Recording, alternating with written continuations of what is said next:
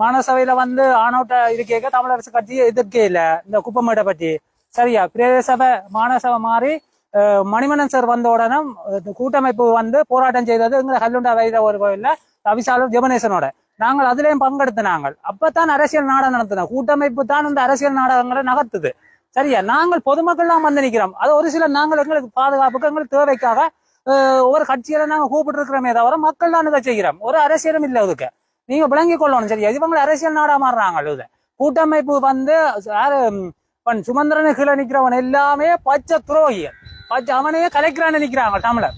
ஏன் போட் போடல அவனுக்கு ஒரு கதைக்கு நீங்க யோசிச்சு பாருங்க. ஏன் சிங்கள கட்சி கொண்டு போட் போடுறாங்க. தமிழனே துரோகிகள். தமிழன் இவனை கலைக்கணும். அவங்க வீடியோ எடுக்கிறாங்க. எனக்கு பயம் இல்லை. அவன் சுட்டாலும் பயம்.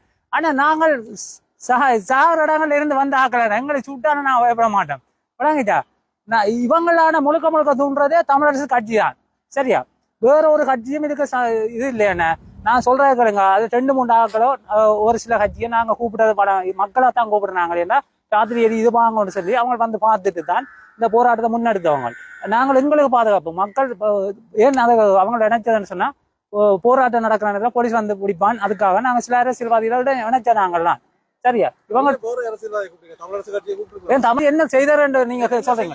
மாநசபை பதவியேற்றிருக்கேக்க தான் இந்த குப்பமேடு பாருங்க. நீங்க பதவியேற்றிருக்கேக்க தான் இந்த குப்பமேடு தவிசாளர்களால் போடப்பட்டது. உங்களோட தமிழரசு கட்சியில இருந்த தவிசாளர் தானே இந்த குடியிருப்பு கொடுத்ததாரு. இந்த குடியிருப்பு பாருங்க குடியிருப்பு கொடுத்தது நீங்களே இதுல வந்து குப்பமேடு போடலாமா? அப்படி போட்டான்னு சொல்லி நிரூபிக்கணுமா? இது பிரேசவையில தவிசாளர் ஜெபனேசன் இருக்கேங்க இந்த குப்பமேடு உருவாக்கப்பட்டது. நிச்சயமா இல்ல. அது மக்களுக்கு எந்த பாதிப்பும் இல்லாம தற்காலிகமா அதுல போட்டிருந்தது மாறுங்களா அவருக்கு பாதிப்பு இல்லையோன்னு நாங்க பார்ப்போம். தற்காலிகமா போடப்பட்டது. இனி அதுக்குரிய வேலை திட்டம்னா எப்ப செய்வீங்க நீங்க? அடுத்த வருஷம் இன்னும் ஒரு 2 வருஷத்துல வேற ஒரு கட்சி டக்ளஸரா கொடுத்துட்டு போடுவீங்க. நீங்க பாருங்க டக்ளஸரா கூட்டி சேர்ந்துறீங்க. டக்ளஸரா கொடுத்துட்டு போவீங்க. இதுதான் உண்மை. இவங்க அரசியல் நாடகம். இவங்க டக்ளஸரா கூட்டி சேர்ந்துட்டாங்க. 2 வருஷத்துக்கு இவங்க ஆளுவாங்க. 2 வருஷத்துல டக்ளஸரா கொடுப்பாங்க. டக்ளஸரா கொடுத்த உடனே பாரு நாங்க சொல்றோம் டக்ளஸரா எனக்கு ஒரு கட்சி இல்லை. நான் எந்த கட்சியில நம்பர் தரேன் எந்த கட்சியில நம்பர் எல்லா கட்சியோட நான் சேர்ந்தா பேர் சேரேன்.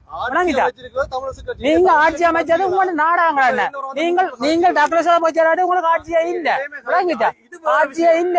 விளங்குதா மக்கள் நீங்க தான் இப்ப ஆட்சி எப்படி பண்ணுவீங்க? நீங்க நான் மக்களுக்காக வரேன். தமிழ் தேசியம் எல்லாம் சேர்த்து போச்சு. நான் அப்ப விளங்குதா தமிழ் தேசியம் வந்து தலைவர் இருக்கே தமிழ் தேசியம் இருந்தா இப்ப நீங்க ஒட்டி வாழ்றீங்க சரியா. எலும்பு துண்டுக்கும் அதுக்கு இதுக்கு ஒட்டி வாழ்றீங்களே தவிர தமிழ் தேசிய கட்சி வந்து ஒட்டி வாழுது. திட்டம் போட